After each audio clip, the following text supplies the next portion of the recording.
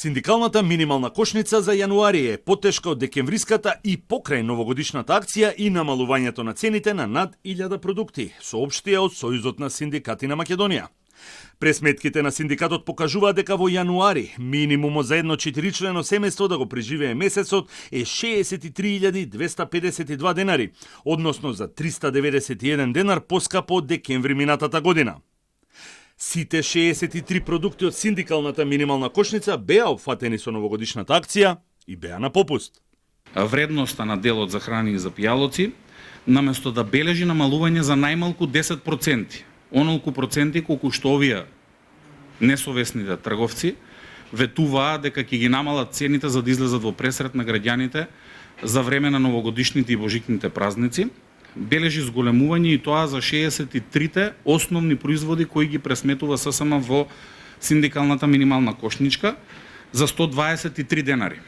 Ова значи дека доколку 4-члено семејство има примања од 2 минимални плати, ќе им недостасуваат околу 18.000 денари за да врзат крај со крај во текот на месецот. Доколку семејството живее под кирија, трошоците се повисоки и изнесуваат 78.627 денари месечно. Анализите на синдикатот покажуваат дека доколку се спореди јануари годинава со јануари минатата година, бројките се далеку повисоки и пораснале за 10%. Па така, синдикалната кошница пораснала за 6.089 денари, а само трошоците за живот во делот на храна и пијалаци за една година скокнале за 2.191 денар. Синдикатот апелира до владата да преземе чекори, во иднина да не соопштува за евентуално активирање на мерки и најави дека ќе ја објави профитите на големите трговци, кај кои ја лоцира вината за високите цени на производи. Може би се потребни и други мерки од страна на владата, без најава да креира кошнички, без да ги информира трговците, без да ги консултира, без да ги прашува. И може би и ние како Сојуз на синдикати на Македонија во наредниот период ќе превземеме далеку поригорозни чекори.